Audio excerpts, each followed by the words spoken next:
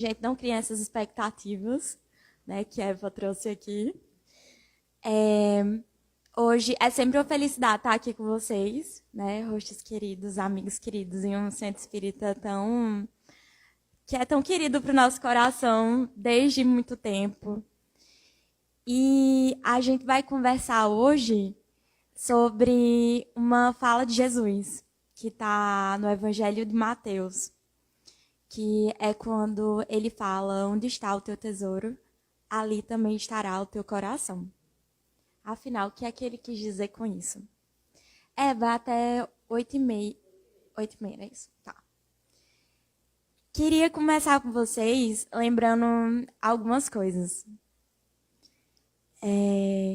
Quando a gente se propôs, né, Obrigada. Não, eu fico olhando aqui. Senão vocês vão ficar comigo até amanhã, minha gente. A gente fica aqui. E queria que a gente lembrasse algumas coisas, né, que a gente se propôs quando a gente levantou a bandeira do Espiritismo. E uma delas, quem lembra? Acho que a única pergunta, é uma das poucas perguntas do Livro dos Espíritos que eu acho que todo mundo lembra. 625. Tem alguém que está vindo pela primeira vez? Tá. Já são espíritas? Não? Tá. Então a gente vai deixar tudo muito explicado. E qualquer coisa vocês perguntam, aqui é uma conversa, tá? Então podem falar, podem perguntar, o que eu não souber, Eva responde. E aí, então vamos lá. Quando a gente abraçou a bandeira do Espiritismo, tem uma bandeira que a gente levanta, que é: fora da caridade não há salvação. Todo mundo sabe, eu acho lindo. E tem um livro, que é o Livro dos Espíritos, que ele, de fato, trouxe para a gente a doutrina espírita, lá na França, com Kardec, que ele codificou as mensagens aí da espiritualidade superior. E é um livro muito interessante, porque ele vai fazendo perguntas e com toda uma metodologia muito interessante, inclusive, mas que a gente não vai esmiuçar aqui pelo tempo. Ele vem...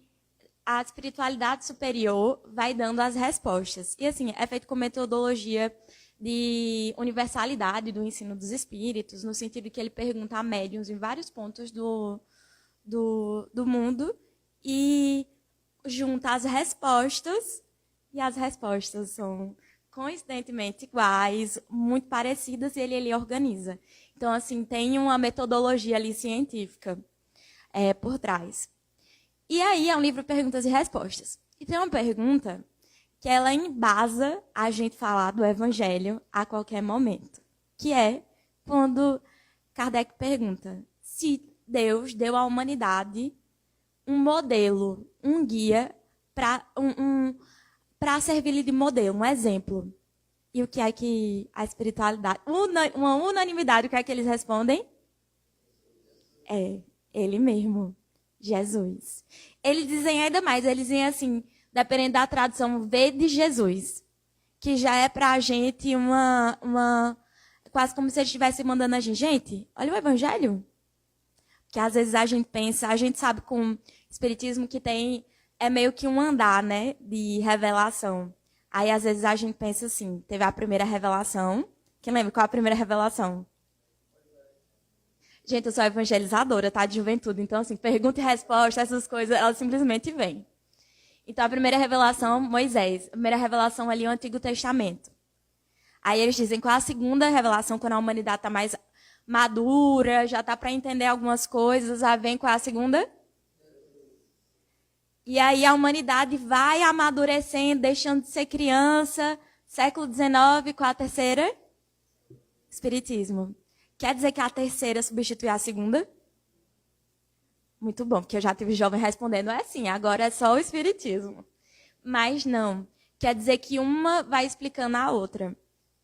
Então, quando eles falam isso pra gente, diz pra gente, olha para Jesus, olha para o que ele fez, o que ele falou, as ações dele, até os silêncios dele ensinam. Por isso que esses estudos que a gente tem, né?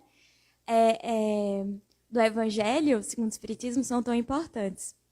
Que quando a gente fala no Evangelho segundo o Espiritismo, não quer dizer que é uma nova versão do Evangelho, mas é sob a ótica da imortalidade da alma, da reencarnação, a gente vai explicando ali os ensinos de Jesus.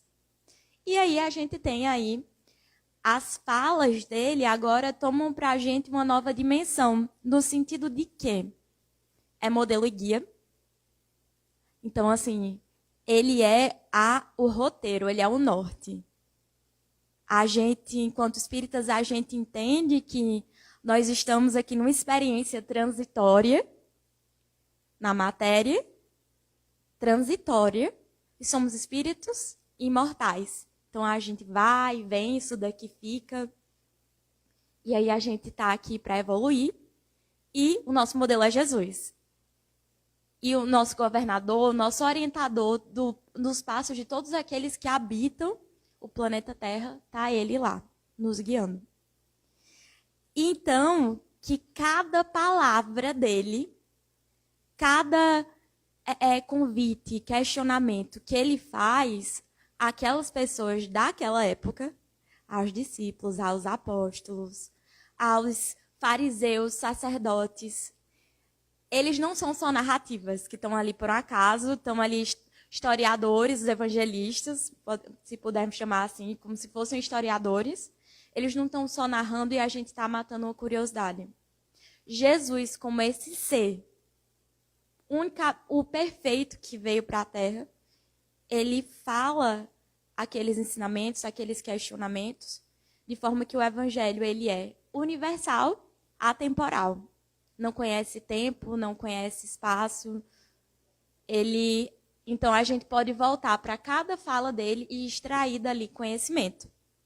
Todo mundo conhece Chico Xavier. Emmanuel, que é o benfeitor de Chico, foi o nosso maior, a gente pode chamar de exegeta ali. Que ele foi o maior comentador do Evangelho, mostrando para a gente exatamente isso. E aí, que fazendo essa retrospectiva para a gente entender exatamente, para quem não conhece o Espiritismo, entender por que a gente volta tanto no Evangelho, que a gente vai para uma fala de Jesus, a gente vai para algumas aqui, que está lá no Evangelho de João, no início do Evangelho de João, quando ainda vai começar a tarefa apostólica, tem uma pergunta que Jesus faz para 2 discípulos. E é uma pergunta que ressoa no tempo e é feita para a gente também. Quando João Batista aponta ali, enquanto o precursor do Evangelho, e tem 2 discípulos ali dele, de João Batista, e ele aponta ali para Jesus e diz ali, ali é o Cristo. E aí esses 2 discípulos de João vão lá atrás de Jesus. Se tornariam apóstolos. Um dos 12.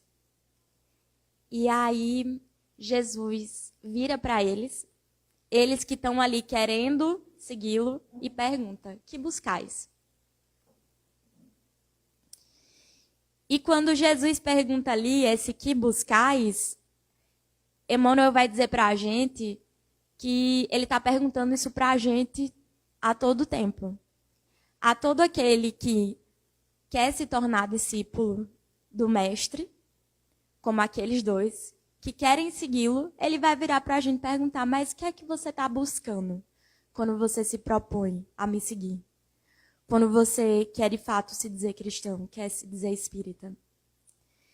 Emmanuel vai comentar isso, e essa pergunta, ela meio que vai nortear o que a gente vai conversar hoje, sobre o que é tesouro, o que é coração, o que é que essa passagem quer ensinar para a gente. Emmanuel, ele comenta essa passagem dizendo assim, olha, a vida em si é conjunto divino de experiências. Cada existência isolada oferece ao homem o proveito de novos conhecimentos. A aquisição de valores religiosos, entretanto, é a mais importante de todas, em virtude de constituir um movimento de iluminação definitiva da alma para Deus. Então, Emmanuel aqui está dizendo, comentando essa pergunta de Jesus, que buscais, ele vai estar dizendo assim, olha, A gente está aqui com várias experiências, cada uma delas nos convidando a novos conhecimentos, e sendo que a aquisição desses valores religiosos, eles vão ser o que vai nortear, o que vai ser mais importante para a gente. E aí ele continua: os homens, contudo, estendem a esse departamento divino, esse departamento da vida religiosa, que é o que a gente está refletindo hoje, a viciação de sentimentos no jogo inferior dos interesses egoísticos. Faz a gente refletir sobre os séculos de viciação, de corrupção que a gente veio trazendo para o Evangelho, para o texto do Evangelho. Que foi uma das coisas que motivou, inclusive, que houvesse esse grande movimento, partindo aí do plano espiritual para o plano material, que o Espiritismo ele vem o quê? Relembrar para a gente tudo que Jesus trouxe ali, relembrar para a gente o roteiro, o norte, com alguns novos, vários conhecimentos. Então, a gente veio viciando esse departamento das aquisições dos valores espirituais. E segue Emmanuel. Os templos de pedra estão cheios de promessas injustificáveis e de votos absurdos. Muitos devotos entendem encontrar na divina providência uma força subornável, eivada de privilégios e preferências. Ele vai falar, outros socorrem a interesses mesquinhos.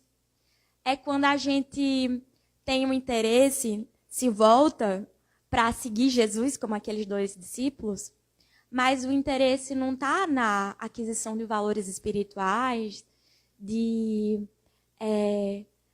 galgar patamares mais elevados de consciência, de moralidade, de amor, mas às vezes interesses nossos, às vezes inclusive de tentar barganhar com a providência divina. E a gente tenta, quem nunca, né? De, por favor, faça isso daqui, eu vou fazer isso daqui, por favor. E às vezes a gente entra nas portas dos templos religiosos como pedintes mesmo, mas não só, e aí tá tudo bem, quem nunca entrou pela dor? Mas às vezes a gente vem e também não quer ficar, no sentido de receber o auxílio, mas também seguir o mestre. Como os vários símbolos do Evangelho, que tem a turba, que tem o discípulo e tem o apóstolo, e são arquétipos esses, exatamente das personalidades no mundo. A turba é o que? A multidão que vai para Jesus pedindo cura, pedindo uma palavra de consolo, assim que recebe, vai embora. Quem nunca? Vários que entram na casa espírita nessa condição. O discípulo, já aquele que vem, pode ser pedindo favores, consolo, cura, mas ficam. E a gente tem esses casos no Evangelho também. Dos leprosos que são curados, ou dos rancenianos, ou os que são chamados de endaimoniados. Tem os que vão embora, mas tem aqueles que ficam numa fé e se tornam discípulos. E tem os apóstolos que, então, são mais elevados nisso dos arquétipos, dos tipos de consciência. Que Joana vai falar, né? Eva sabe mais psicologia. Mas que vão ser abordados para a gente. Então, a gente às vezes vem nesse perfil e a gente tem que refletir qual é o nosso propósito, qual é a nossa busca essencial aqui. E Emmanuel continua dizendo assim: esquecem-se de que o Cristo ensinou e exemplificou. A cruz do Calvário é símbolo vivo. Quem deseja a liberdade precisa obedecer aos desígnios supremos. Sem a compreensão de Jesus no campo íntimo, associado aos atos de cada dia, a alma será sempre prisioneira de inferiores preocupações. Isso daí vai falar tudo que a gente vai falar já já.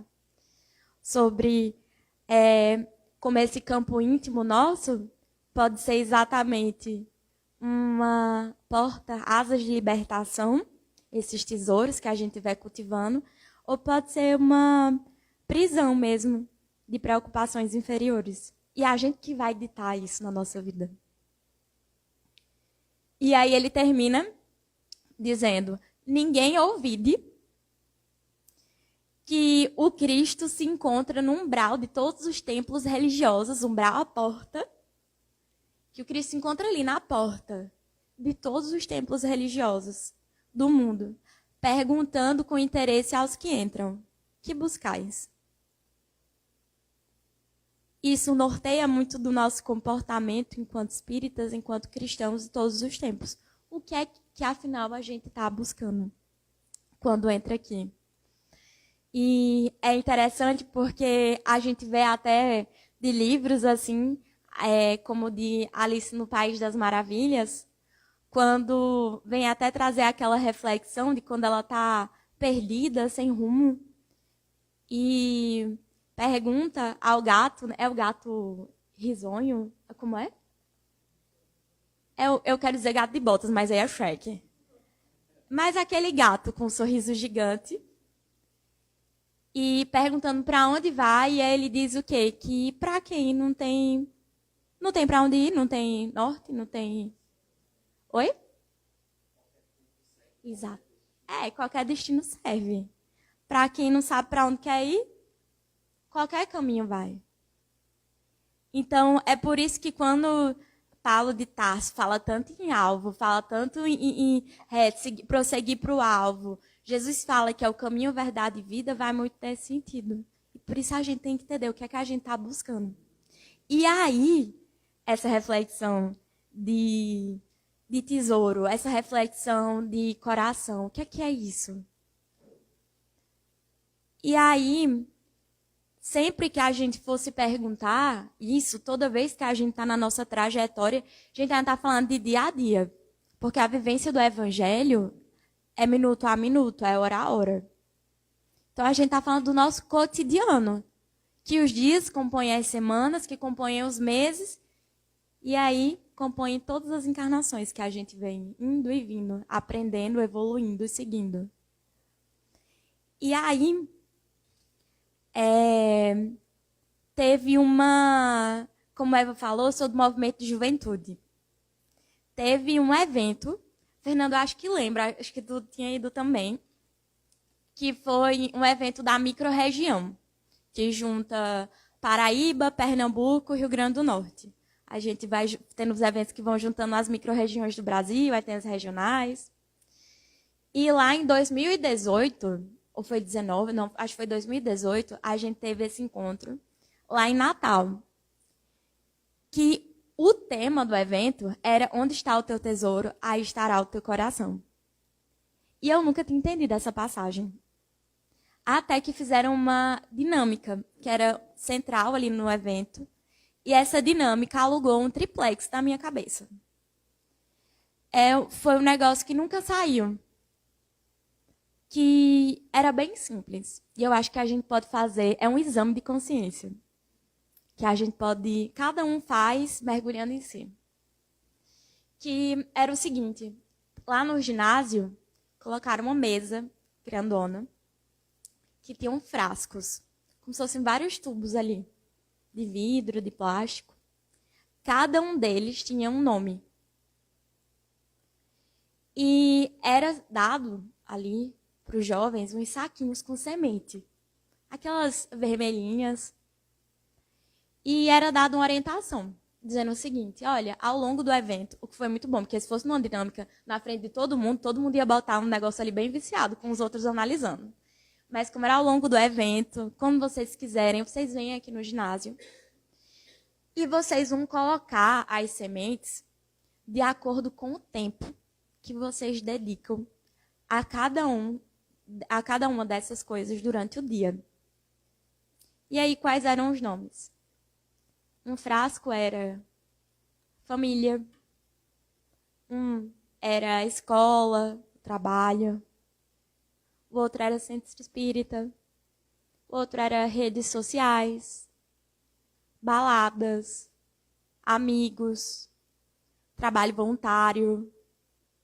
Eram vários os frascos, jogos de videogame, e por aí vai. E a gente podia pensar em vários outros.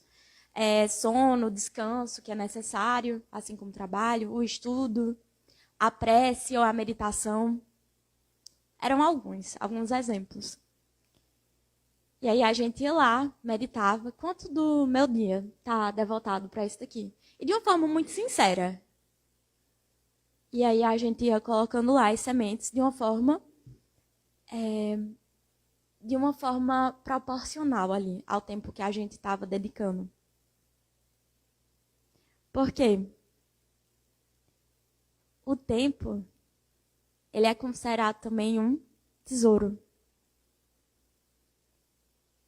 Porque o que a gente faz, o que a gente pensa, o que a gente sente, o que a gente coloca como centro da nossa vida, ou seja, que dedica de fato o nosso tempo, está dizendo que é onde está o nosso coração. Jesus não está dando um... Não é meio que um castigo. Onde tiver o teu tesouro, o teu coração vai estar aí. Ele está dando uma afirmação. Ele está dizendo assim, olha, o que você está dedicando sua vida está dizendo onde está o seu coração. Então, se das horas do meu dia tiver uma grande quantidade para rede social, para as coisas transitórias, para jogos, para músicas de baixo teor, para o que for. É ali que meu coração tá. É aquilo que eu coloquei como centro da minha vida. Equilibrar é tudo, gente. Eu tenho rede social. Tá? Mas no sentido do dedicar aquilo. Agora, se uma boa parte do meu dia tem... Eu estou com a minha família também, estou com meus amigos, dou uma palavra de carinho, estou me dedicando, trabalho, o cultivo da inteligência, de valores morais. Eu estou dizendo onde está o meu coração. Eu estou dizendo, de fato, no que eu acredito. Porque a gente às vezes diz, mas eu sou espírita, eu sou cristão, eu acredito na espiritualidade. Mas toda a nossa vida, ela só reflete uma grande centralidade da materialidade. Então, será que a gente está sendo, de fato, espiritual, espírita? Talvez não. Então, é nesse, de fato, desmembrar o nosso dia, nesse nosso mergulho interno para a nossa consciência, ver, de fato, o que a gente faz, o que a gente pensa, que a gente vai saber. E não é de uma forma culpada, é daquela forma de que a gente está aqui para se transformar, para evoluir. E talvez a única forma de evoluir é o autoconhecimento. É saber o que está ali, né? Como uma casa, tem sempre esse exemplo. Para eu poder reformar essa sala, eu vou precisar saber tudo que tem nessa sala. Eu vou precisar medir o que é que tem na parede, o que é que tem tudo. E assim é com a gente. Para eu poder saber o que eu preciso melhorar, eu vou precisar saber quem eu sou, qualidades, defeitos, quem é a Isabela. Então, é esse mergulho interno. É saber o que nós elegemos aí como nosso tesouro. E é muito interessante também porque a gente vai refletir com isso sobre os tesouros, os perecíveis e os perecíveis, né, que são transitórios, e os imperecíveis.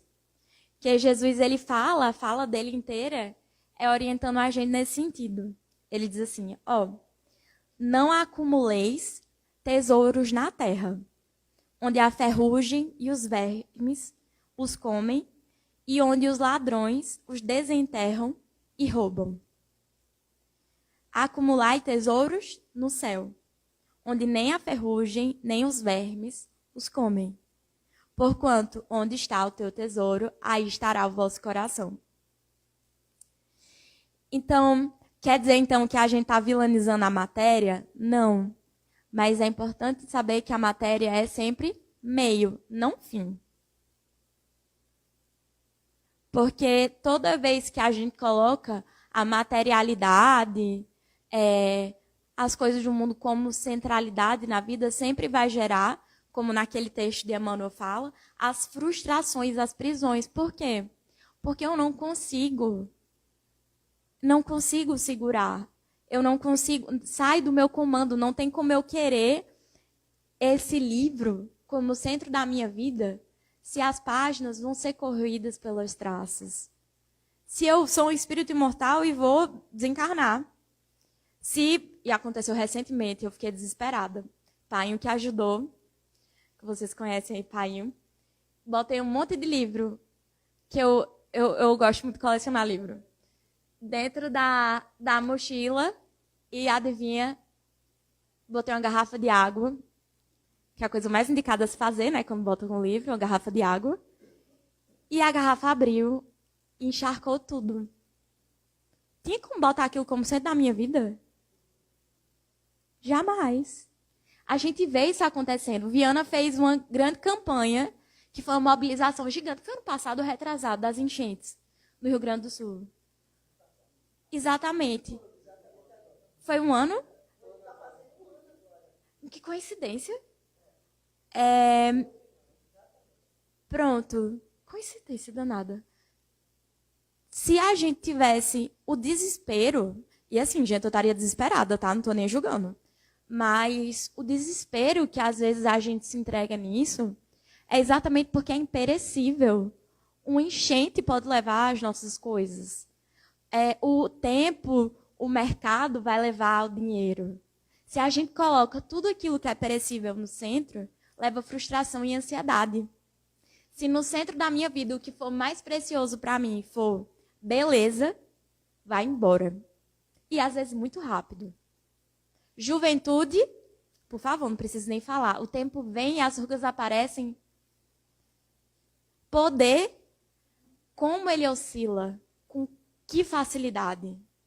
Dinheiro, gente, tem algo mais frágil do que o dinheiro? Às vezes os ricos, no outro dia, não são mais. Então, se ali está o cerne da minha vida, se está o que me orienta, é frustração. E isso aqui na matéria, quando desencarna e percebe que nada vai com a gente, por isso que é muito interessante, até nas tradições mais antigas orientais, se vê muito a morte como uma professora, porque é ela que orienta a vida, se a gente souber de fato perceber. Aí a gente não vai ter medo da morte, não vai ter medo do tempo, não vai ter medo da velhice. São todos professores, são todos... Aí sim a gente vai estar sendo... espíritos aí imortais na experiência, na carne. Aí sim a gente vai entender. Aí que a gente não se desespera tanto quando vem uma doença, quando vem alguma enfermidade, alguma impossibilidade, porque a gente vai entendendo e colocando no centro da nossa vida o que de fato deveria ser central. Deus. A gente vai colocando fazer o bem. Por isso que Jesus estava sempre tão tranquilo, gente. Eu sempre me perguntava, como é que esse homem estava pleno? Né? Às vezes tem aqueles momentos que o pessoal diz, mas ele se estressou. Não se estressou. Tem interpretações e estudos do Evangelho sobre isso. Sobre parábolas encenadas. Como é que ele estava tão tranquilo? Como é que os apóstolos, aqueles mártires, né? Um Estevão, que foi o primeiro mártir do cristianismo, como é que ele estava tranquilo? Dizendo assim, Paulo, como é o nome dela? Abigail. Abigail perdoa Paulo de Tarso, né? Perdoa Paulo porque ele estava defendendo... Como é que ele estava tranquilo? Ali. Claramente uma pessoa que entendeu que o reino dos céus não é na terra, é nos céus. Que entendeu que é muito melhor levar um tapa, ser agredido, ser assaltado, ser assassinado, do que fazer tudo isso. Porque a gente entende, então, que a maior riqueza é a de uma consciência tranquila. É melhor desencarnar e ficar sem nada do que ter tudo, entre aspas, mas com uma consciência tão pesada e que vai prestar contas. E eu não falo nem a Deus, mas a gente, que a pior coisa é uma consciência pesada. E cada dia é uma oportunidade da gente aliviar aí nossa consciência, fazer o bem, teus tesouros aí do amor. E aí é muito interessante,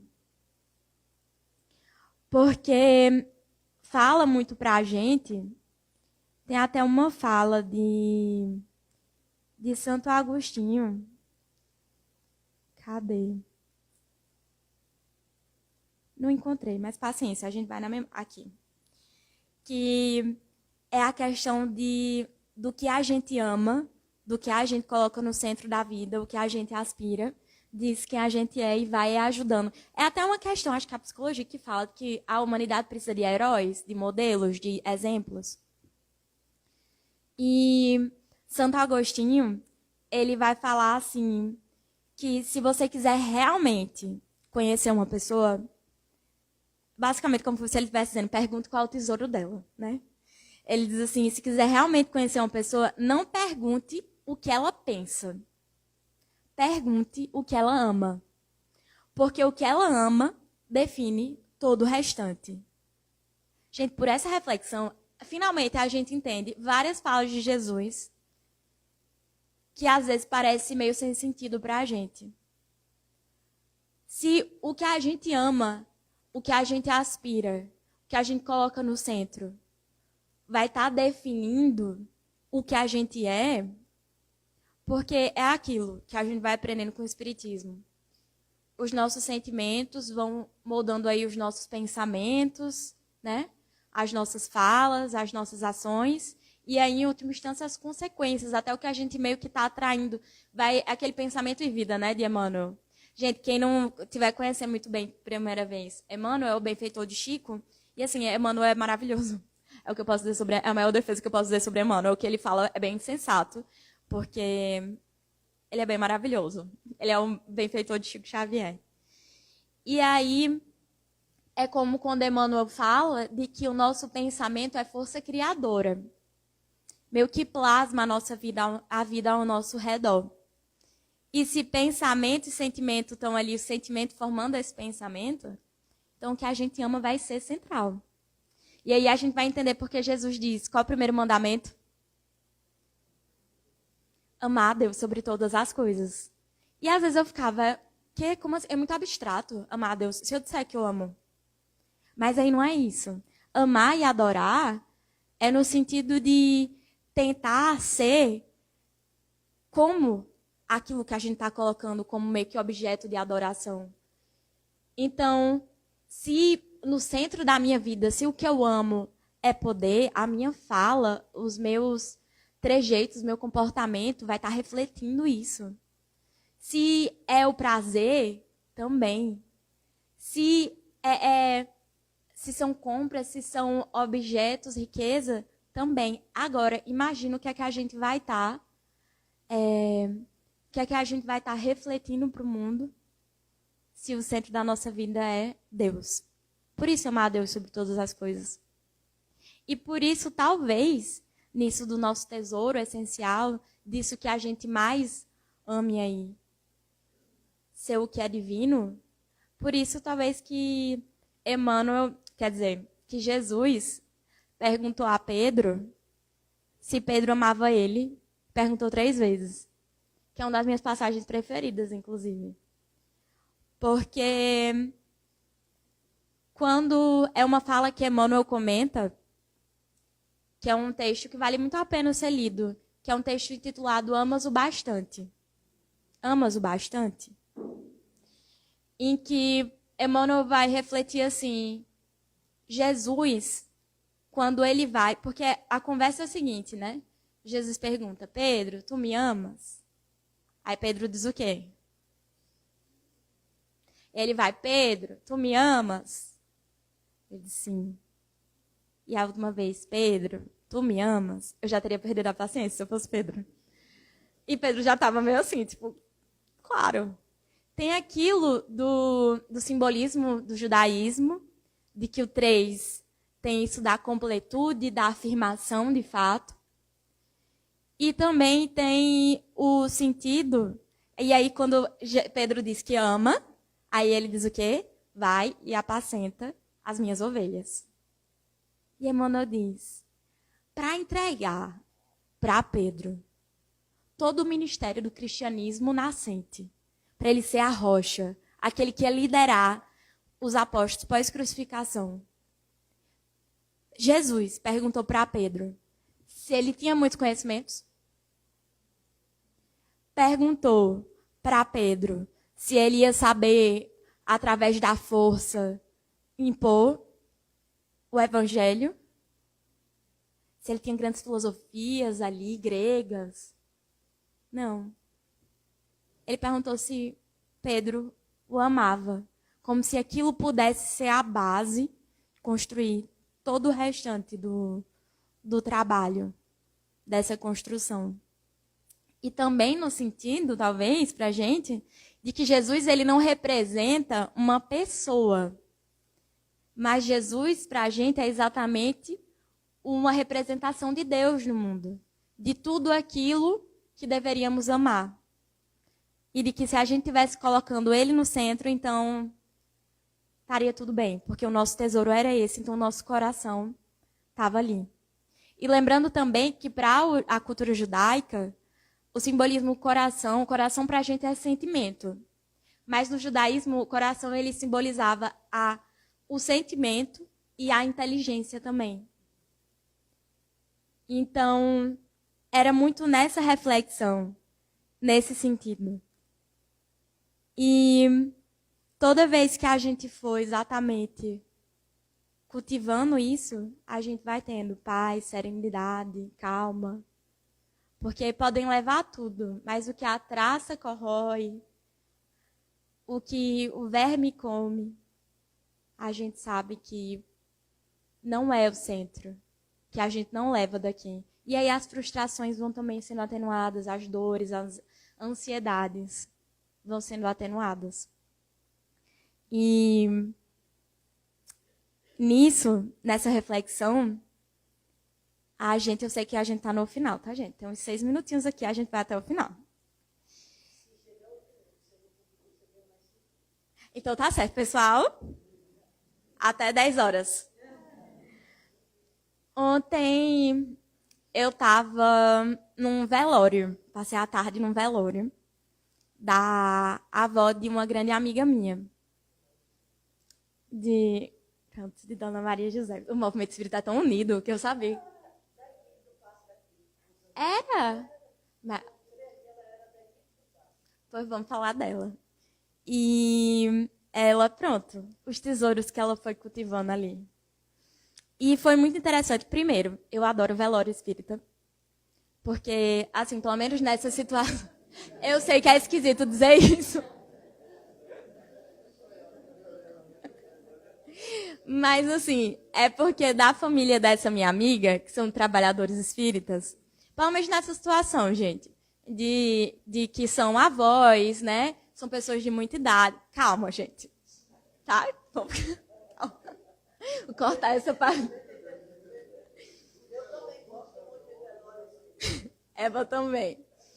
É sempre um momento de tranquilidade, no sentido de que a gente relembra muito da pessoa. Então, assim, era a gente lá, aí, assim, em um momento tava a gente chorando, maravilhosa, emocionado, e às vezes a gente tava rindo das coisas que a pessoa fazia. A gente ficou lembrando as coisas de Dona Maria José. E aí, para mim, eu fiquei refletindo nisso, de que essa diferença dos tesouros da terra e os tesouros dos céus. Para mim, um dos maiores colheitas ali de simbolismos dos tesouros que ela cultivou aqui na terra foi que na sala do velório, a sala desse tamanho, estava tumultuada. Estava cheia de tanta gente que queria prestar homenagem, que queria falar um pouco dela. Então, do tanto de corações que ela tocou ali em vida. Isso é um tesouro. Ela tinha grandes posses, muita coisa? Não. Mas pense numa mulher rica ali que a gente viu, porque tem muita gente ali para falar dela, das coisas que ela fez, das ações de caridade, das coisas também para reclamar dela ali também, porque a espírita é assim, para dizer, e ela fazia isso daqui. E ali a gente vê exatamente essa diferença de das riquezas do que a gente vai plantando aqui, com o usufruto do tempo. As sementinhas que a gente vai botando naqueles frascos, né?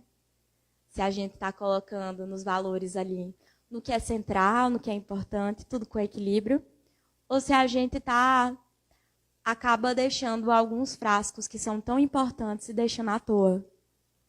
A meditação, o autoconhecimento, a prece, as ações de caridade. Quem for aqui do Viana, o Viana só o que tem ação de caridade. Normalmente, quando alguém vai falar comigo sobre ação social, eu passo o número do Leonil de Eva.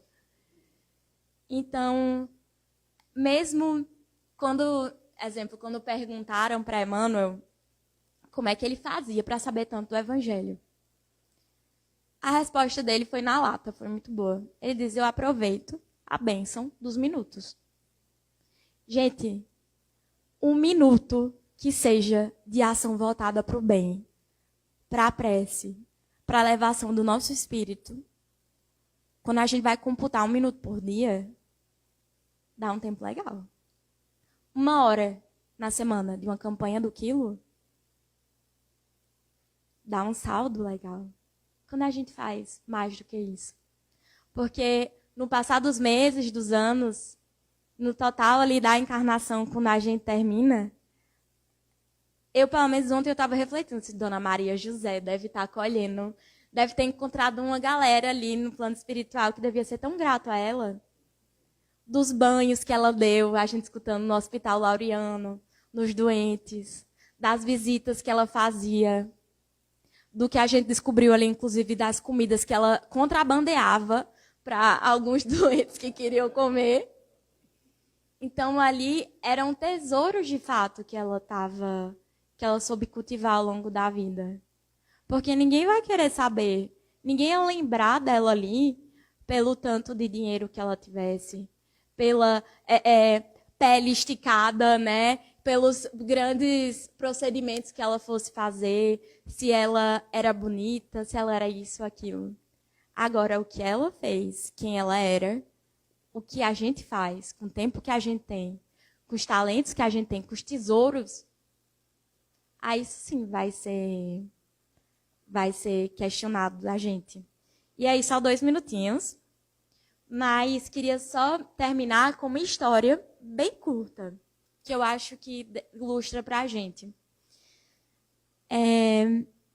Quando a gente fala exatamente no cultivo aí, nisso do nosso tesouro que a gente está colocando como centro da nossa vida, dos valores que a gente de fato tem e as consequências, tem uma história muito interessante. Ela é longa, então quem quiser ler, está no livro Instruções Psicofônicas, no capítulo 16, intitulado Amargas Experiências.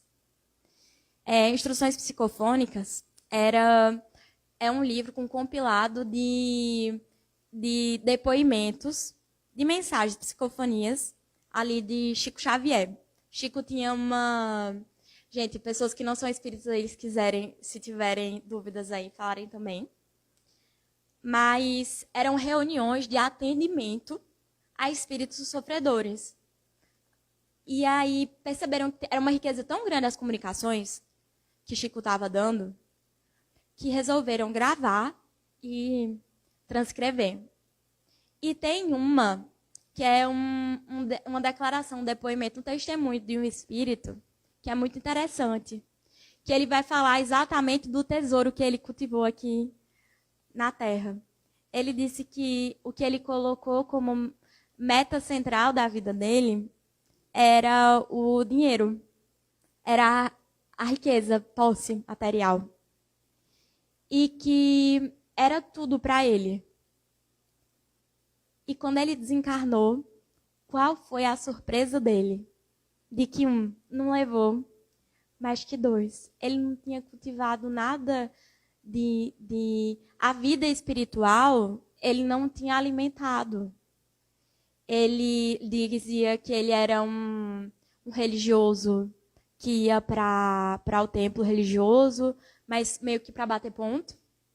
Ele era católico, mas podia ser evangélico, espírita, no sentido de que ele não alimentava a vida espiritual. Ele dizia que acreditava, Mas é como Emmanuel diz, muitos dizem, eu creio, mas poucos podem verdadeiramente afirmar, eu estou transformado. O que importa é a transformação íntima, não o que a gente fala, que a gente acredita. E ele diz que, quando ele chega, qual a surpresa dele? Que o panorama que ele vê, o pensamento é vida, força criadora, como diz Emmanuel, e tudo que ele vê não tem muito simbolismo, gente, mas tudo que ele vê é dinheiro, cofres. Ele não conseguia ver nada além daquilo que ele tinha dentro dele. Até que ele é, então, levado por um espírito amigo para essas reuniões de Chico. E ali ele começa a ter, nessas reuniões, a aprender a questão da imortalidade da alma, dos valores da vida e tudo mais. E com o ensinamento ali, ele vai conseguindo vislumbrar além, né? E vai conseguindo ver outras coisas e tudo mais. Mas o que significa é que tudo que a gente cultiva dentro, a gente está plasmando para fora. Aqui na matéria a gente talvez não consiga ver tão bem, apesar que a gente já está colhendo, mas no plano espiritual é que a gente está vendo de fato quem a gente é, o que a gente está plasmando.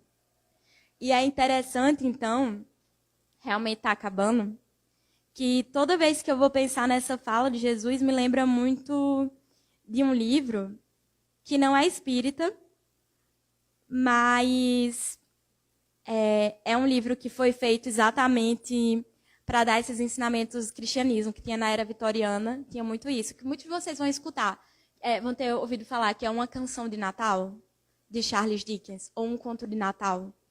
Que tem até o Tio Patinha, sobre aquele Scrooge. É o mito dos 3 fantasmas que visitam.